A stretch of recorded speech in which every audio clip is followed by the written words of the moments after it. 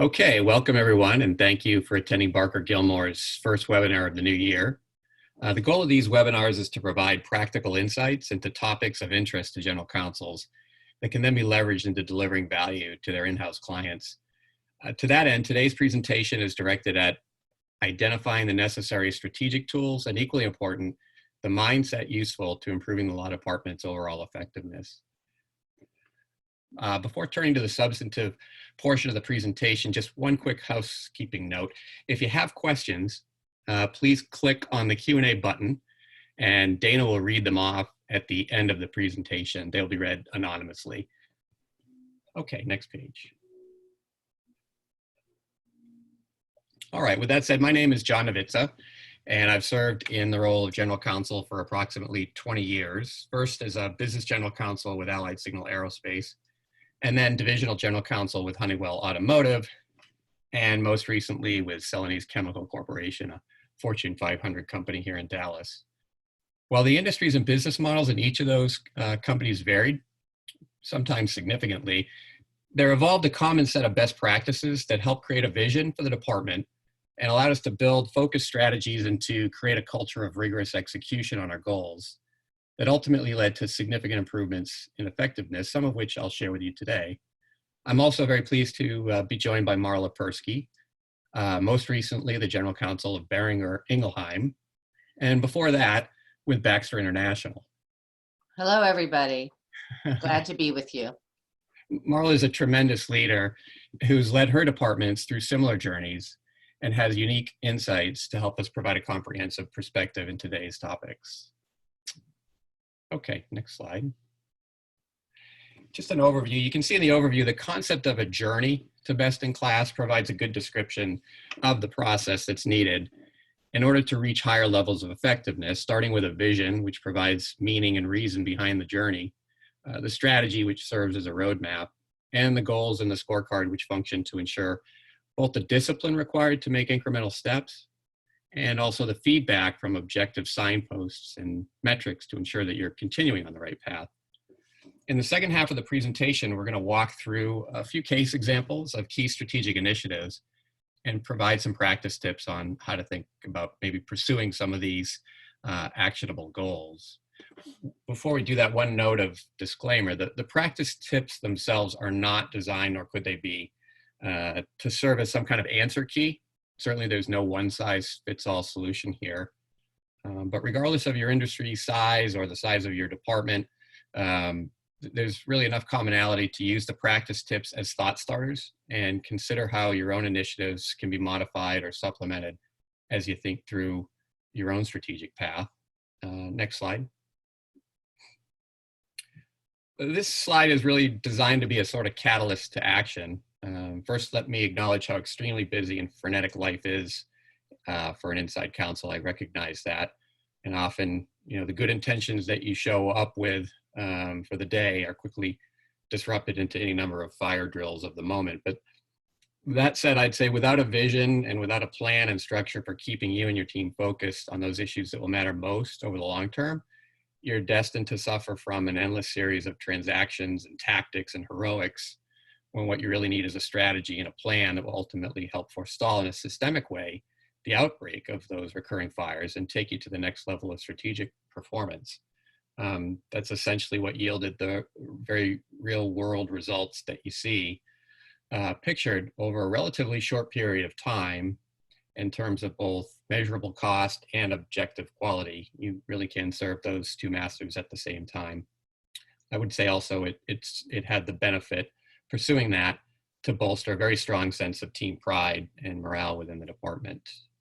Okay. And I think it also helps with how the law department itself is presented to the rest of the organization as a learning, growing, and sometimes head of the curve example of how to follow a pathway of continuous improvement. So it's a good PR tool as well. It really is. Yeah, you can essentially change your brand, and you certainly establish some credibility with the business if you can get objective performance indicators moving in the right direction.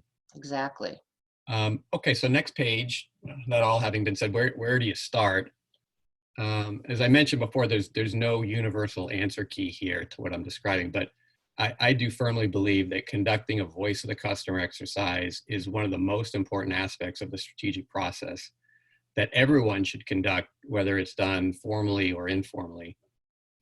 I'd argue in favor of a more formal exercise at the beginning of one's tenure or before rolling out a significantly new strategy for the department. And thereafter, of course, it could be done more informally and periodically, depending on your own good sense for the maturity of your department. I would say, to avoid some preliminary confusion about voice of the customer, it's important to note first what it's not. I'm not suggesting that you conduct a survey. What I am suggesting is that you and your staff meet face-to-face with your business equivalents and have a strategic discussion about the department, how it's executing on its current goals, whether those goals are directly supporting the strategy of the business, also to get a sense for where the business is going in a way that may require either incremental capability or talent, and then have a discussion about the method of delivery of legal services in ways designed to maximize value and minimize friction to the internal client. The insights that you gather here will be incredibly useful in shaping the department's strategy, prioritizing the use of time and other resources, and ultimately garnering support from the business down the road. Once you've identified this what element, you should then at the same time be looking externally once again to help identify incremental best practices to be used to execute on your strategy. That is, having identified the what, then focus on the how and take time to benchmark and learn from those who are already best in class in your space. And I would just add, John, a couple of things. First, under the name PPR section, it's just an example. It doesn't cover everybody. For instance, the chief litigation counsel isn't on here. That would be an important person because that part of a legal department obviously has a different set of clients within the company partially.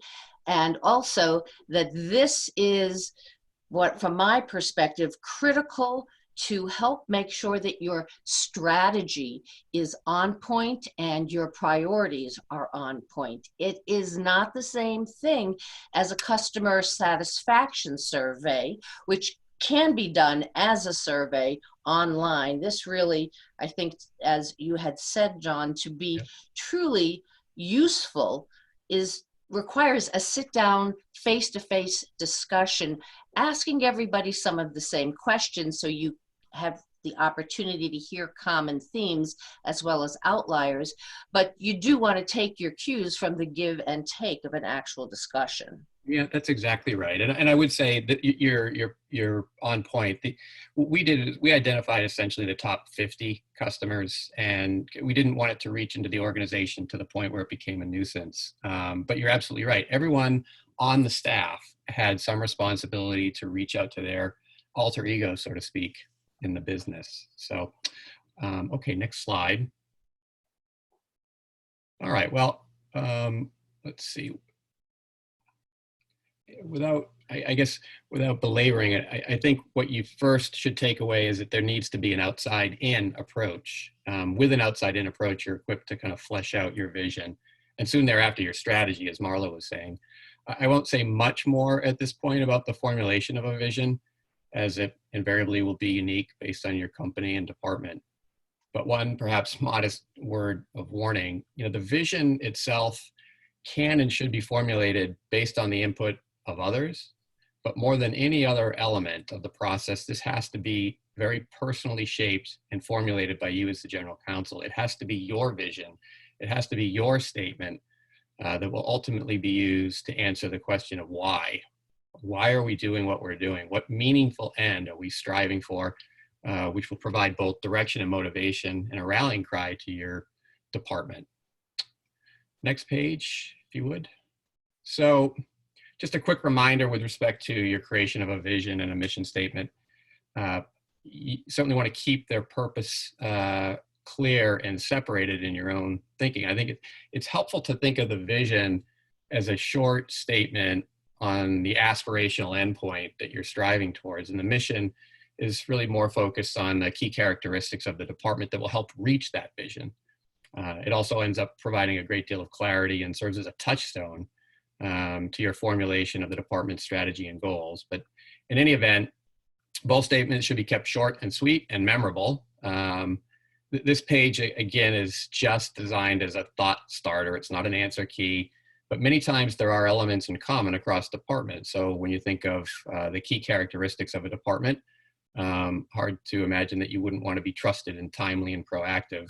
Whether those phrases actually make it into your own mission statement or not is up to you, but there are additional focuses that would represent areas where a law department would also typically focus, as you can see, everything from integrity to risk mitigation and driving profitable growth. Okay, Dana. Well, at this point, you will be ready to move the department into a more granular exercise of identifying the key elements of your strategy that will move the department towards its vision and mission. I included the attached chart simply to provide an overview of the types of categories you could consider. Again, no two departments are going to be the same, but I think when you boil it down, virtually all exceptional service providers are acutely interested in delivering on value in the form of cost, quality, and delivery to their customer. And that's certainly true with respect to legal services. And all exceptional service providers across the board realize that while strategies and processes and metrics are critically important, it's ultimately the people that you hire and retain and develop that will make it happen. Okay, Dan. So develop your strategy. With all that said and done, you should be in a good position at that point to craft your detailed strategy. There's a number of ways of viewing strategy. Some are incredibly complex. You may have seen them in sitting in on business or strategy meetings. They involve SWOT analysis with detailed assessments and 5 forces analytics. A business can and often does spend a lot of time and money pursuing those kind of analytics. But my suggestion is that for the law department, it makes sense to boil the exercise down to its essence and simply be able to answer the following strategic question, as you see there. What products or services do we need to deliver and how to which of our customers in which regions to add maximum value and minimize friction? And just to jump in really quickly, I think this is a really important type of way of looking at the creation of the strategy, because from my perspective, you want the strategy to apply to everybody in the legal department, and the way they actually implement the strategy may be a little bit different person to person or department to department within the legal function, but you want everybody to be able to see themselves as, number one, embracing the vision, but number two, really to understand how they can help implement the strategy. That's a great So point. if the overall legal department strategy is too granular itself, it might by accident exclude a group of people, and it's usually people like admins or paraprofessionals, and you want to make sure that everybody sees how they can help implement that strategy. It's an absolute great point, and we'll discuss a little bit further, kind of when we get to flow down, how we see that working. But it shouldn't be lost on anyone. I would say, when you're formulating the strategy, again, it's a simple set of questions. That's fine, but don't let that fool you. Please use the questions to seek out relevant data and apply some deep thinking. The good news is you've done the preparation work when you think about it.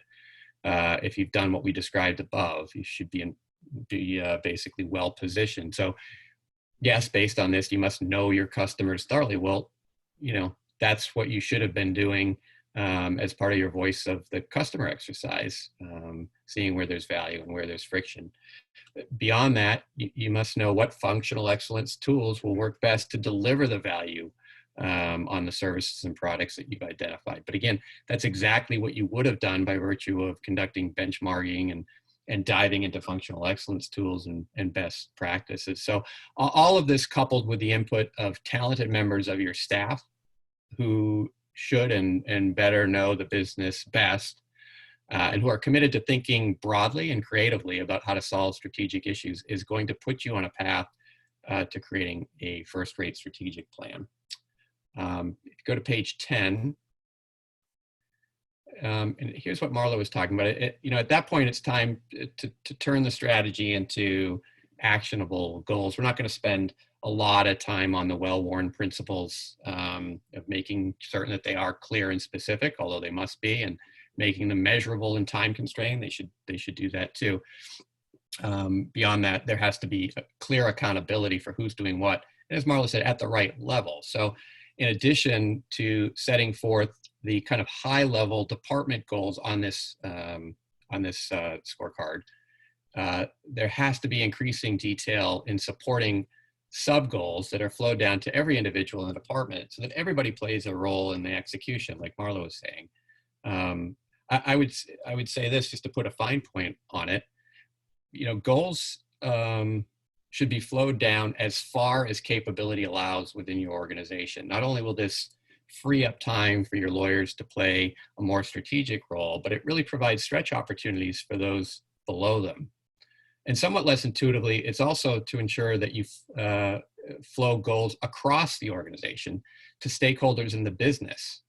Key initiatives require their time and support too. And remember, this is one of the ancillary benefits of having conducted a voice of the customer in the first place. You can now go to your customer and remind them what they told you. Remember, you said that this was important.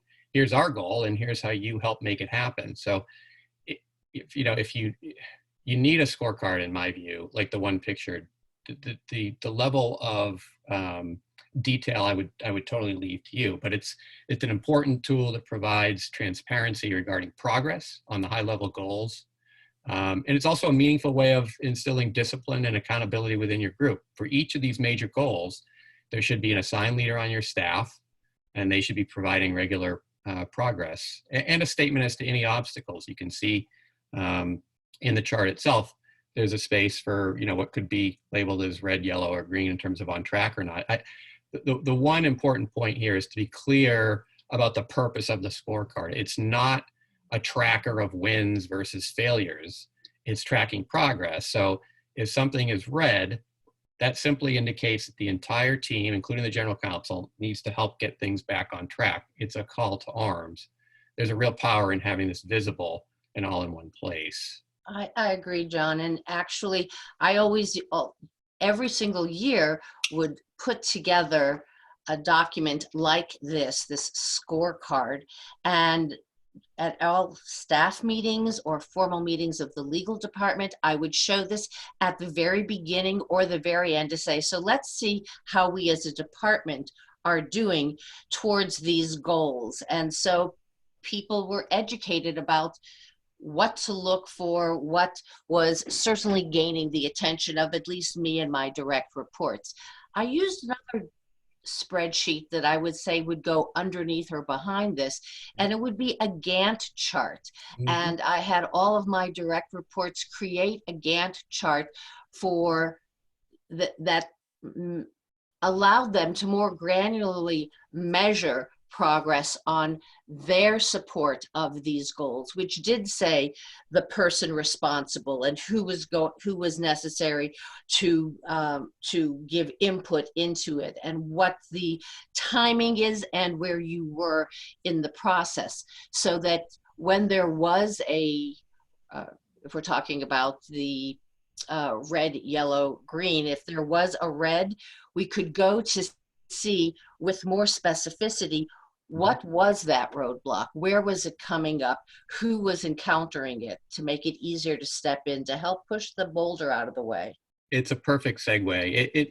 So the upper right blue box, this scorecard is, as I suggest, a way for you to run the department and manage it. It presupposes additional levels of granularity for each of these major initiatives below it, along the lines of exactly what Marla describes, and which we want to create a cadence around in terms of viewing. So if we go to the next page, we can see that I'm not going to spend a lot of time on this concept, but that said, to Marla's point, I can't tell you how important it is to ensure that there's a regular cadence to reviewing the execution of the overall goals and the goals in particular. In my experience, if your department is at the beginning of the maturity path, and gaining real traction on some of these initiatives requires regular meetings to both provide status against goals and also to engage the group on group-wide problem solving. So along the lines, again, of what Marla was talking about at a detailed level. So we actually added some not insignificant time to the end of our traditional staff meeting with a standing agenda item that included a review of the scorecard that you saw on the prior page. And then the week that followed, in lieu of any staff meeting, we'd have a working session where the staff and I would roll up our sleeves and help problem solve issues that had been identified the week before at the scorecard review, with the use of exactly what Marla is talking about in terms of incremental detail and Gantt charts to get behind the thorniest of issues. And interestingly, I'll tell you, the working sessions not only accelerated progress, as you might imagine, but they had an ancillary benefit of developing the functional experts and commercial lawyers, some of whom aspire to become general counsels, to deal with a broad array of issues. So it was real on-the-job training. And if you end up yourselves, if you're farther down the maturity path, you can certainly scale back on both types of these meetings. But even then, consider utilizing this process for some of your most significant and department-wide initiatives. One other thing before we move on, going back to the scorecard, what I would do is use the scorecard once a quarter when I was sitting down with my CEO. Now, obviously, I met with him all the time, but once a quarter, I would take him through, as a reminder, what the department was working on as a priority, what our progress was and is. And I found that, number one, it gave him a sense of the progress we were making towards continuous improvement. And number two, a lot of times what we were measuring on the scorecard required interaction with other functions or other parts of the business. So it would give him the opportunity to see how we were working with others. We were not operating in a silo.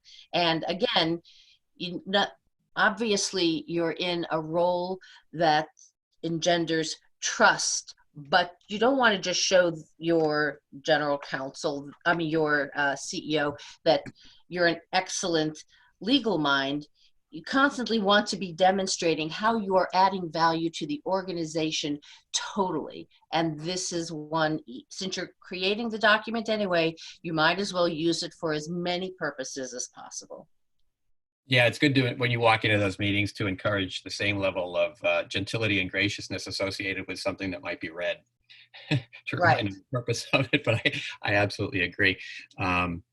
Okay, so that's the overview of kind of the process. We go to the next page. As promised, the balance of the presentation is designed to provide a few real-life examples of how you may want to consider executing on your strategic goals. We've intentionally chosen a few examples that we believe represent categories of strategic importance and which could be of interest to any legal service provider, namely cost, quality, and delivery. So if we go to the next slide, so cost reduction is typically a great place to start.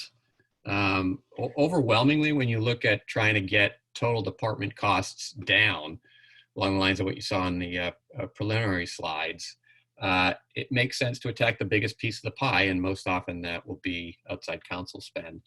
Many departments, this could comprise half or more of the total spend. I'd say, as a preliminary matter, there are, of course, well-established tactics to cutting these external costs, from consolidating firms and utilizing preferred counsel, driving volume discounts, alternative fee structures, and also engaging in early case assessment to properly dispose of certain cases before you end up incurring significant costs. All of these things are terrific and likely to drive both quality and cost efficiency. But if we can go to the next slide, the point here is, what I'm encouraging is to view all of these tactics as part of a holistic strategic process that includes not just attacking cost per unit, but also the volume of matters, in essence, to create a virtuous loop. In my view, this is the only way to get outside counsel trending downward on a long-term sustainable basis. So this chart is just one example of what that virtuous loop could look like. But the point isn't to dictate the critical elements, but rather ask you to consider the entire process, along which you have some control to either forestall new matters or resolve efficiently existing ones. And in my experience, because so many of the cases that I saw arose out of commercial disputes, it was rather obvious and critical to have a world-class contracting process that we're going to talk a little bit more in detail on later slides. But beyond that, you want, future litigation can be made unnecessarily thorny or complex based on the company's own internal documents. So you need to have a clear communication practice and training regimen to avoid creating litigation that's more difficult and expensive. And this applies in a whole host of arenas. The examples here really are looking at contracting as a way of being faster, sleeker, smarter, and avoiding litigation in the future. But I did this also for M&A work because, as we all know, most acquisitions never really are as successful as the company is hoping.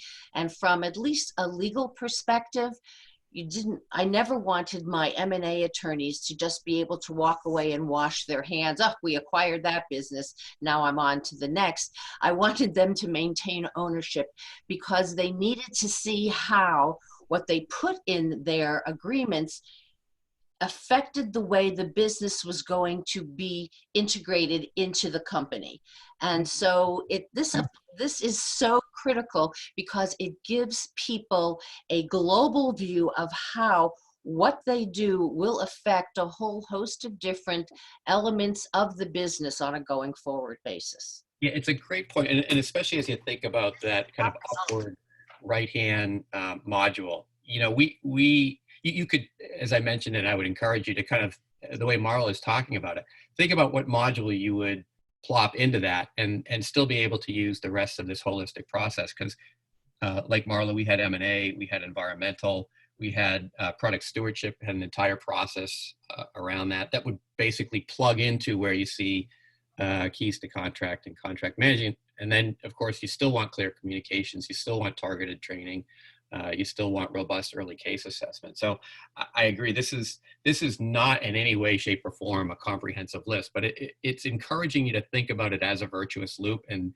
see what additional things you might plug in either to the upper right in terms of substance or the process along the way in which you have some control to drive total cost down. But that having been said, I would say you gotta have targeted training that's geared toward the company specific industry or regulatory risk that applies to you. And then, as I mentioned, you need a process and some rigor around managing the disputes that may nonetheless arise, notwithstanding your best efforts. You got to deal with those early with sophisticated counsel that's been thoughtfully chosen, and then aggressively manage those things to resolve them hopefully earlier when you can. Again, this is just an example, but it's a holistic approach. So if you would think about it that way. For the next page, if you would, to Marla's point, this is a useful slide that kind of memorializes the type of legal risks that result from corporate activities. So this is, again, that kind of upper right-hand module. You could plug in any of these into that form. And based on it, you need to, some of them, you may have more or less risk, but the point is to create a comprehensive view of your universe of potential exposure by category. And then based on your understanding of the company and the nature of the industry and the applicable regulatory risk, prioritize the most significant risks so you can properly focus your preventive legal training and the process improvement. So to Marla's point, you see M&A there, you see commercial contracts, you see litigation, IP, compliance, and subcategories underneath them. Again, this may not be your universe, but I bet it's a good start. Okay, next. All right, so as I've mentioned, and as Marla has said, we view delivery of services to be a key strategic element for service providers. Once you've fleshed out the risk categories and prioritized them along the lines of what we just talked about in terms of your preventive training initiatives, you just want to be thoughtful about the means of delivery. Not all subject matters demand equal time and attention, or even a universal audience, but all training should be thoughtfully reviewed on its own merits in terms of at least these three lenses to maximize the chance of delivering effective training. First, you of course have to have the right message, which will always be clear and equally so concise. The business doesn't have a lot of time, and they're not looking for a treatise. They just want to know what to do. The delivery mechanic needs to take into account how to utilize and engage a medium that's appropriate for the content and convenient for the client. I think people who just focus on the substance, well, that's obviously very important, also need to think of this as a marketing exercise, and the mechanism by which you deliver it matters. Equally important is to try to get at the timing of things. You know, the right time of delivery can make an important difference in dealing with transactional or event risk. This training is just simply made more impactful and more memorable when the client gets the relevant information when it needs it, not when it was convenient to schedule. So I know that can sound a bit amorphous, so let's turn the page here and let me give you an example on page 17 of what I'm talking about. Push training, it basically is one of the things that came out of a brainstorming innovation by analogy session more than 10 years ago. When we were looking and taking a marketing expert's playbook and utilizing pushing short legal messages into the hands of customers when they needed a quick refresher, the way you might get a coupon when you just so happen to be at a store by virtue of some AI algorithm. So if you've reviewed the corporate calendar, you should have an idea of kind of what big ticket events are coming up. If there's, for example, an upcoming trade meeting where your sales team is going to learn about the state of the industry at a gathering that's going to include competitors, antitrust push training could be delivered in advance in the format that's both brief and engaging. In the case that's pictured, we rolled out a 2-minute video vignette utilizing some humor to try and catch people's attention. In this one, we have two competitors enter a bar after their industry gathering. They grab a beer and they engage in idle chit chat. Well, with the introduction of additional beers, the conversation turns increasingly dicey until they actually cross the antitrust line. We then make some obvious teaching points and remind them that of the process and restriction associated with communication to competitors. The video itself was created wholly in-house. We had actors who were company employees, and it was a big hit with our customers, our intended audience, who actually forwarded the vignette to their colleagues who had not even been intended recipients. I guess the point is to try to make it fun and memorable and utilize the three lenses of training that's effective to the client, as your outside costs are going to depend on how memorable this is in the minds of all of the individual employees who are out there potentially creating issues. One way that we did training in addition to this is we didn't call it training. We called after a significant lawsuit was concluded, or an acquisition was finalized, or a government investigation was over, we would do what I called an after-action review, where we would pull together not only the people from the legal department, obviously, but across the company who were involved in the matter, and we went over what went well, what could have gone better, what we learned about years ago company behavior that had an effect on the, number one, the lawsuit perhaps, or the outcome certainly of whatever it was.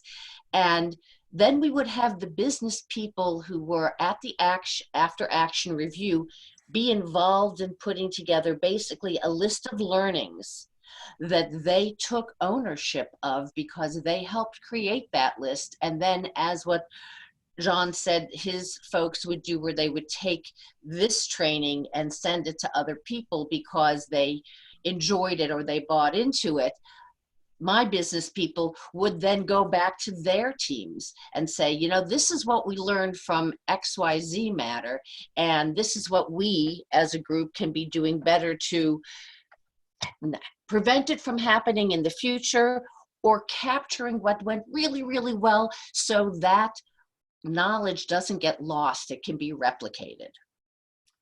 And I'd say as a closing point to this slide that it may sound heretical to a group of lawyers, but there are places where you really need to think more like your marketing team. and do it with self-interest in mind. It really is important that your business colleagues take these messages to heart, and it's not going to get into a heart or mind if you simply toss a traditional memo at them about what they can and can't do. So try to think, a little bit more modernly about how to deliver your product in a way that's engaging. Okay, next page. All right, this is really just a pedestrian note, but it's important on the virtues of tracking, at least your most important training as part of an effective program.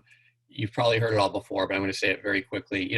Having this in one place, again, drives accountability to deliver the training or ensure that it's been taken as part of employees' individual goals. It helps identify and prioritize the key training modules, and it establishes a cadence of delivery, which provides rigor. And it also serves as your documented record in the unfortunate case where prosecutors arrive and you're trying to gain leniency or deferred prosecution. And I'd say that being able to point to delivery of things like push training are going to help make your case that the company was truly seeking to capture hearts and minds and not just simply check training boxes. Okay, next slide, Dana. All right, so we discussed some of the strategies around cost and delivery. As we mentioned before, contracts excellence, I think, provides an opportunity to hit and influence all of quality, speed of delivery, and in the longer term, driving cost reductions, as there should be fewer disputes in light of improving contracts. I can tell you from my own experience, having inherited a supply contract that lack clarity and contain non-standard terms, that you can literally find yourself in litigation that's bet the company. We won a case where $3 billion was at issue, and that's just a very uncomfortable way to underscore the importance of driving contracts excellence. Next page. In my view, this chart just captures, some of the critical elements to contracts excellence from a strategic initiative standpoint, not unlike the prior charts. I'm not going to belabor it nor suggest this is an answer key, but suffice it to say that you have to start with the right substance, which includes kind of one-stop shopping for standard terms and agreements, together with a knowledge base with both negotiation positions and fallback provisions, instructions on when to involve the law department and senior management. Obviously, some of this may not be within your purview, and some of it may not be practical given the size of your department. But I think you've got to at least pick some places to play where either you've had litigation or you're hearing enough anecdotal noise to suggest trouble is not too far off. I'd say you'd also want to insist on direct integration with the business, no matter how big your department is, and whether or not you have a contracts group. You still need a contracts management process model that requires those in the business to co-own the contracting process with law and contracts. If there is a contracts group, and the business must embrace the model and help drive it in order to best achieve all the desired goals, everything from quality and speed that you can see to rapid strategy integration, which makes its way into current contracts, which sit in one place, to hitting performance metrics. In terms of selling that to the business, just one side note, a strategy yields absolutely zero revenue itself. What yields revenue are a series of enforceable promises up and down the supply chain into a customer's hands. So, you could almost argue that a strategy is no better than the collection of contracts that exist as that kind of web within the company. It's important to remind business folks who think that contracting is best left to lawyers and contracts folks that their strategy is being executed or not in these contracts. They need to get involved. And then last, you must utilize a digitized, easily accessible, consolidated tool to make it easy on your customer, and that drives both speed and quality. And if you get this right, you're going to significantly minimize future disputes and the related costs that go with it. And you'll also find that you potentially reduce warranty claims based on provisions that are both standard and clear. And there's a lot of things that this contract excellence process will help you measure.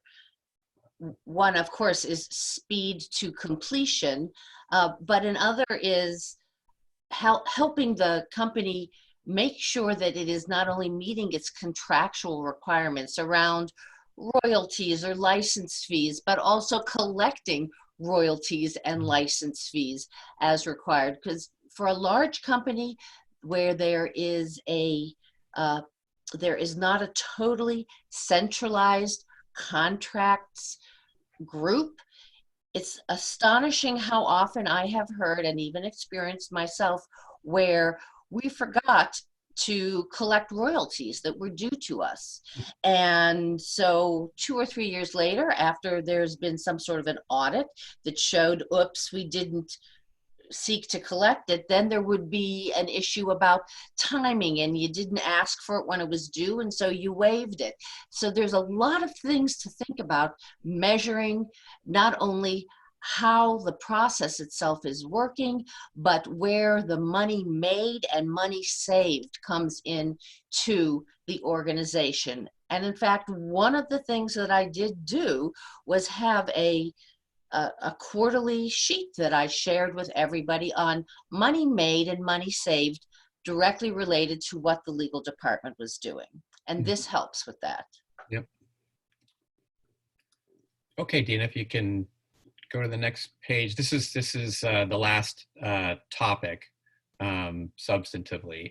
And I'd like to quickly cover something that requires a little bit of innovation. And while it's not earth-shaking in terms of creativity, the idea is that it hopefully serves to kind of flush out a thought methodology that you can utilize in some of your strategic thinking with respect to your own initiatives. So you may have heard your CEO or board ask you as the head lawyer of the company to be looking around corners. And I suspect what unfortunately is meant by that is something along the lines of, please look into the future and then just make sure we don't have any black swans. But getting this perfectly right would be impossible. So let me liberate you and say perfection in this realm is not going to be the standard. But what you do need is a level of precision and rigor that is in keeping with this sometimes inherently vague nature of strategic challenges. So let me give you, to flesh that out and put some meat on the bones, let me give you a real life example in a risk area where there's often a natural connection for the law department to play a meaningful role, and that's future changes in laws. So the next page, we have, Dana, if you can go to 22, outlined here is the kind of key components of this real life strategic initiative that we incorporated. It was basically about gathering raw data from a wide group of functional specialists inside and outside the company, across geographic regions, and getting that information to experts who can turn it into actionable knowledge. And that's a key transition point. And then review that from a process standpoint with designated business leaders, or what we used to call business validators, who test the thinking of the experts against their business realities. And then, if needed, that's brought to senior leadership with a clear statement of the potential change in law and a recommended path forward. This, again, is not rocket science, but it would be virtually impossible to replicate the scope and rigor of this with an ad hoc process where you can easily imagine something being missed or which has failed to be taken up the chain in a timely manner. So if you go to the next page, Dana, beyond the process, obviously, this thing's not self-executing. It can only work if there's an established group that's assigned to oversee the varying topics of risk by function and geography. And this is nothing close to a full-time job, I assure you, but it does involve interfacing on a limited basis with outside sources whose full-time or nearly full-time job it might be to keep tabs on such things. And whether that's a legal or accounting, government relations, or lobbying firm with whom the company probably has an ongoing relationship. So part of one's job, if you're really serious about attacking something like this, becomes fostering this relationship to include the identification of potential issues and then folding it into the process so that the internal group, which would meet regularly to discuss issues in terms of what's appeared on the radar screen, can track identified issues with a status and ensure, as I said, senior involvement. So again, I I don't, excuse me, I don't pretend that this is an answer for all such things, but it's just a way of thinking about how to crack a very difficult, predict the future type nut. Okay. Next page, Dana. All right. Well, with that, we're going to conclude the presentation with a recognition that the journey is truly ongoing, as you know, regardless of where you are, where your department is on the maturity path. There's always a way to improve. If you've utilized benchmarking and you've looked for best practices and applied, by analogy, innovation outside your industry, then you're probably already in pretty rarefied air, and congratulations. But that also presents a compelling challenge to then have to create what's next for you and your staff. And that can be a lonely enterprise, but also very rewarding. And so Marla and I and the Barker Gilmore team, we'd be happy to help accelerate initiatives that you're already pursuing, or to help supplement your current strategic thinking to help realize your own vision. And if you haven't embarked on doing this sort of thing, I mean, it can seem like it's extremely overwhelming. So start small. Focus in on one area that, based upon your discussions with your clients, seems to be the most critical. Prioritize what you want to start with. And success breeds success. So if you pick the right important initiative and you focus on that and you complete that, then what it does is create a pathway for additional projects and topics. Don't try to boil the ocean, because it will be frustrating. Start small. I can't tell you how that's such a good point. And it, continuously throughout the presentation, we've tried to raise the point that it's not one size fits all. And what you see here is even just actually a small portion of what Marla and I have done over the course of literally decades and taken best practices. There's a lot more even underneath this that we didn't get into. This is probably, for many, overwhelming. But you'd be foolish to kind of throw the entire process out, especially the voice of the customer exercise, which segues perfectly into what Marla's talking about. Pick your spots where you want to play. But we wanted to present kind of a somewhat mature model to then say, okay, well, this is perhaps not capable for all to reach right now, but take the pieces that you can employ and use it to you and your company's advantage, and just dismiss the rest. I would say with a couple of cautions. I think there are, as I mentioned, kind of universal aspects to driving improvement and identifying the appropriate priorities. And to start at the end, you have to talk to your customer about that, I think, in a fairly formal way at the start. Don't presume that you know what is in the customer's head. Your business, I assure you, if they're doing it right, wouldn't do that when they were putting together their own strategy. So do a voice of the customer in some form or fashion. Have goals that are neatly tied down into your organization. It's a huge morale boost. And it gets kind of people playing at their highest and best use. Also, I would add that for those who are not general counsel who may be on the phone, this can be done within your own subset of the department. I mean, the egg didn't crack and I wasn't born a general counsel. I had other roles as I worked my way up to general counsel. And for instance, when I was head of litigation, I did this with a litigation focus because my GC at the time wasn't prepared to take this on for the whole legal department. But again, going back to what I said about starting small, we used the litigation group as an incubator for this approach. And when I was able to demonstrate success by way of saving money and preventing things that were easily preventable, then my colleagues, my peers saw, I could do this in my area of the legal department. And so it's not always just from the top down. It can be a groundswell from the bottom up as well. That's a wonderful point before we transition into questions. I had likewise, I cut my teeth as an M&A lawyer, and we used a lot of the tools here, obviously not all and not as comprehensively, but to try to crack the nut around having an M&A process that was rigorous, that got everyone involved at the right time and the right level, and then utilizing, digitized and standardized solutions to the fullest extent possible. It's never a substitute for judgment, but it can be used as an amplifier in terms of leveraging capability, which usually from a human resources standpoint in any in-house department tends to be somewhat limited. And then the last piece I would say is, if you get nothing out of this presentation other than this, I think we will have been successful, which is there's a mindset associated with driving change and trying to continuously improve that turns things that would otherwise be accepted as anecdotes and turns them into something that's more rigorous, something that's based in a real process that has facts behind it, has some specificity, and some measurable outputs where they make sense. We didn't talk a lot about metrics. I can talk about them in the Q&A session if you like, but without, in many instances, without the objective measurements, it's just kind of a story.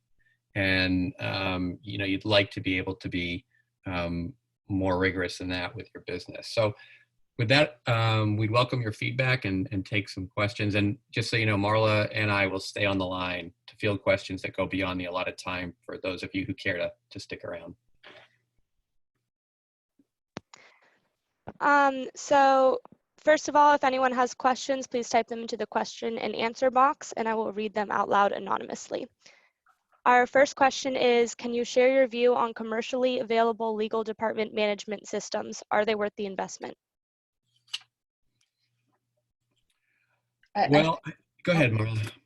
I think it depends upon, number one, your budget and the size of your legal department, and whether or not you're starting from scratch or whether there are templates or models that others either in the department or other departments within the company have done, as well as your access to sophisticated IT support, because particularly today, so much is done, most things are done electronically, and you need to have that help. You can't do that on your own. So my answer is sometimes yes. Sometimes you don't have the economic wherewithal to spend externally, and then it's not always a one size fits all. It's harder to customize what makes sense for you if you're buying something off the shelf. I think that's a good overview. Our next question is, in this changing legal department landscape, what role does operations play and how critical is that group? If I'm reading it correctly, then in terms of operations, you're talking about the business operations. Some law departments and indeed some law firms now have their own operations group. So maybe I'll answer both briefly. In terms of legal operations, I think it's a place where given some of these tools, you can clearly program manage a lot of what's been presented. You're going to need somebody that's fairly dedicated to that. I used a paralegal who helped coordinate a lot of the activity, marshaling the metrics and so forth that you saw. So you're going to need somebody like that in your organization. Again, if you can push the work down to the lowest common denominator, that would free up, kind of key players like that from a time standpoint. In terms of operations of the business, I would just reference what we said, that if you look at the legal activity slide, and you look at there will be a lawyer for ops. And that person would have had the strategic discussion that we referenced at the beginning. It would be reviewed as a corporate set of activities that might have legal exposure in the slide we talked about. And that can trigger anything from, issues around environmental to product stewardship. So, very involved. There are real exposure items that arise out of operations. I apologize if that's a somewhat generic answer, but that's based on how I read the question. Our next question is, some of the slides, such as contracting, looked like you needed significant support from IT. What is the best way to get that support? I'd like to take this because you're exactly right. First of all, make friends and influence people, but much more substantively, again, think about the exercise you went through. If your sales team or your contracts team who have VPs or higher level folks, or your business people who have identified as a huge distraction, having litigation in the context of poor quality of contracts, have given you a voice. Beyond that, again, as I mentioned, there's detail behind the detail. So we actually put together a Pareto chart and reflected in raw numbers. And of course, we had the backup data of who said what. How many folks complained about the quality of contracts because it was impacting their business in one form or another, whether it was warranty exposure or the distraction associated with litigation. And once you've memorialized that, going back to the business and saying, here's the solution. And oh, by the way, obviously this needs to be automated, digitized, accessible mobilely, and there's a significant portion of IT that's involved in that. We assume you senior business people would like to make that happen. We're going to need IT involved. So that, again, is the power of the voice of the customer. As I mentioned, it's an ancillary benefit, but it's really significant. And then you, as I mentioned, don't just flow goals down, but you flow them across into the business like IT. And at that point, they kind of have to take them, or you have to go back to the business and say, that initiative that you thought was so important, IT doesn't think is important. It has its own set of priorities. We understand that, but then somebody needs to make a decision at the right level.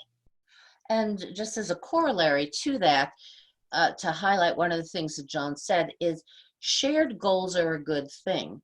There's no reason why you can't sit down with the head of IT and say, look, I think there's a shared goal that we can both that we can do together, and we can push it down to some of our less experienced but high potential people to take ownership of it.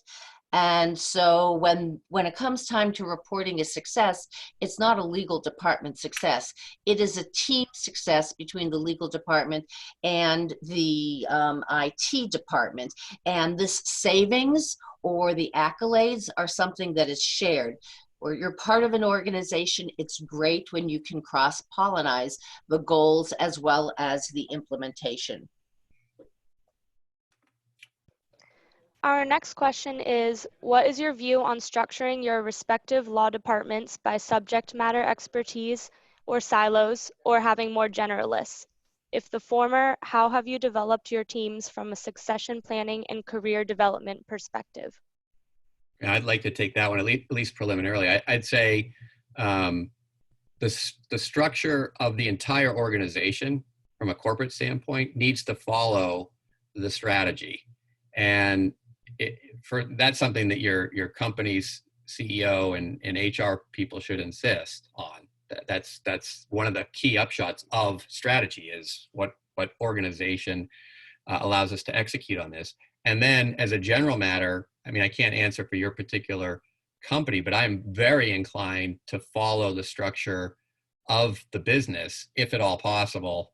If there's some anomalous reason for having it be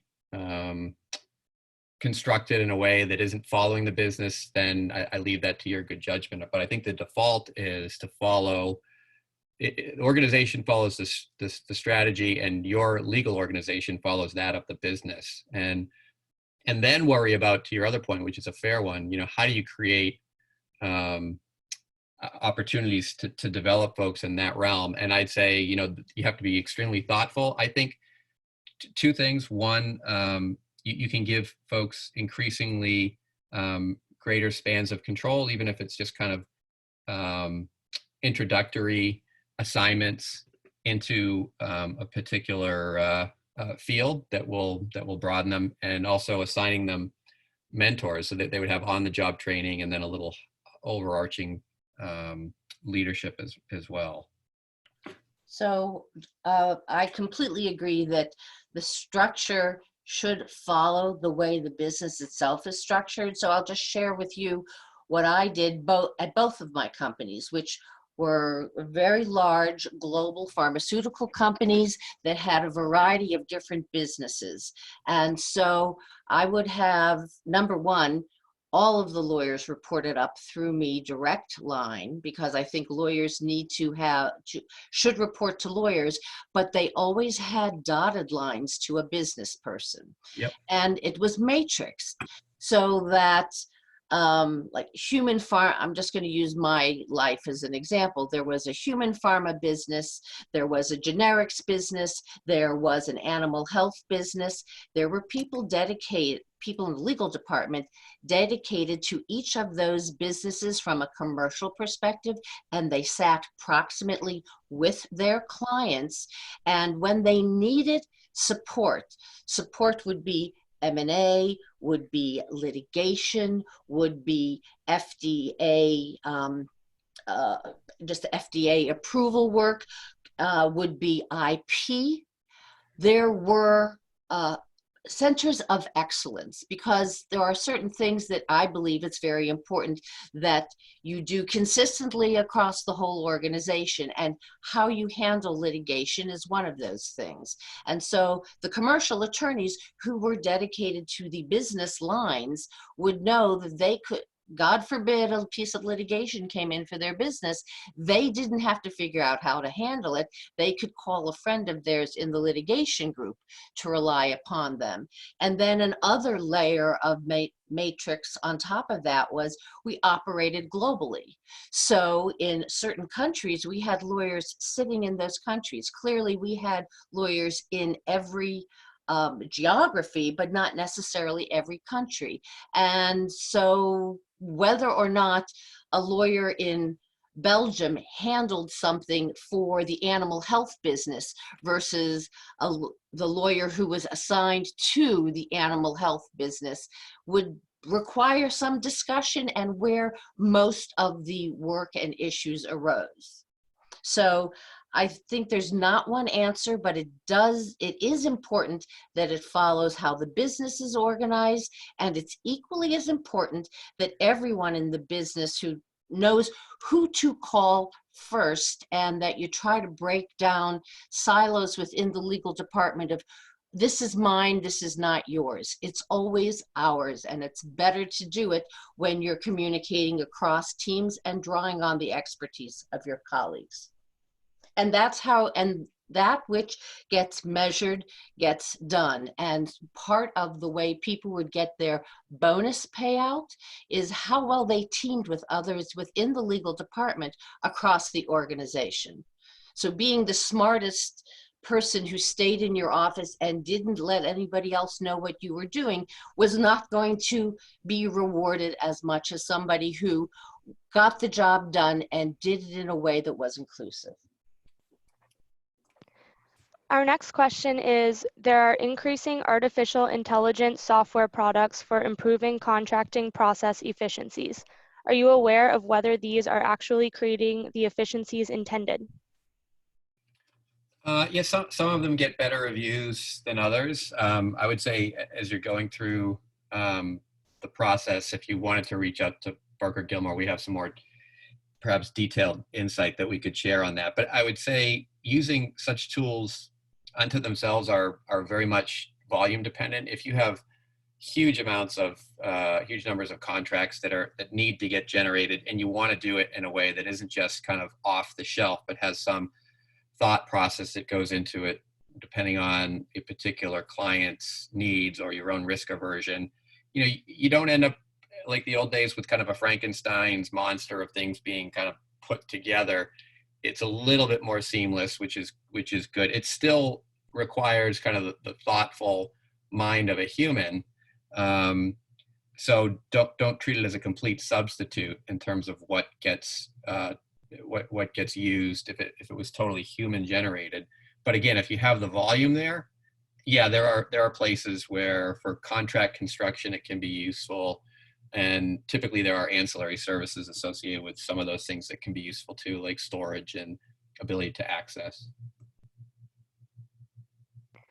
Our next question is, what has been the most useful technology and most useful metrics that you have implemented? for the managing department and reporting out to the finance/executive team?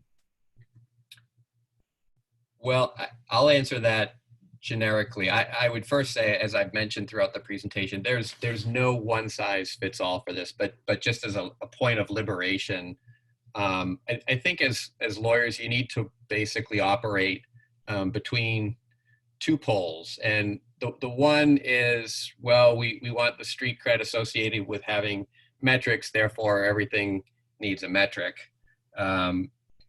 My view is if you have to squint your eyes too much to see a metric, it's probably not worthwhile. And the other pole, which I'd say is potentially just as bad, maybe worse, which is we can't possibly attach metrics to the law department, which by its very nature is inherently qualitative. I think that's a cop-out. I think when you kind of peck a little bit at that and get to the root cause, you have folks who are maybe understandably fearful of presenting metrics that will be viewed as success metrics along the lines of what I cautioned against earlier. So that if you decide on a metric, you're going to be held accountable, God forbid anything should pop up. Well, that isn't the point. The point is, for example, we had zero litigation as our goal. Well, is the company ever going to have zero litigation arising? And the answer is, of course not. But once you have a data point, you can then look, well, is this litigation that arises out of our old contracts or our new contracts? If the latter, okay, we have to live with it. It should have gone through early case assessment. There are other ways to minimize the impact of it. But if it's based on a new contract, then obviously we may not have the new contract, right? And if you go through that kind of a root cause, you can actually increase the level of improvement and get your department in a place that's kind of more of a growth mindset, as opposed to, well, I thought the answer was supposed to be zero litigation. Don't let them focus on the fact that that there's a danger of that being viewed as a failure. That's information. And so if you use your metrics as information, and as I mentioned before, you have to kind of talk your business a little bit through this as well. And some of those conversations can be uncomfortable, but I think that's the only way of dealing with metrics from a methodological standpoint appropriately. And I've used any number of metrics and any number of different functions. I'm sure Marla has as well. Again, we could have a more fulsome discussion on that sometime in the future. But I think if you go at it with the right mindset, which is I need to operate between these two poles, I think you end up with the right answer. It's fairly intuitive. Our next question is, how do you identify and hire in-house lawyers with an innovation and growth mindset? Well, go ahead. I believed in doing the type of interviewing called skill set interviewing. And so we would pull together a group of people within the department and assign specific areas to inquire into. And one of the ones that I kept as the GC was, is this person truly a business-oriented person that just by accident happened to have a legal expertise? Because if somebody really does understand and like business and will align themselves with the business, I found that they have a greater likelihood of feeling comfortable with change, because the success of business is all about change and growth and expansion. And law is all about precedent and what happened in the past. So in order to be a true business partner and comfortable with change, you have to gravitate towards the business and away from what we learned in law school. And that's the way we would interview people. That would be one of the criteria we would interview people for. Just to put a fine point on that, anybody that has ever interacted with me, including my own staff, knows I used to like to say I would never bother hiring a good lawyer because they're too easy to find. I want leaders. And if you interview on that basis, you're just a lot better off. I also like to say I wanted people who would act like owners, literally owners of businesses.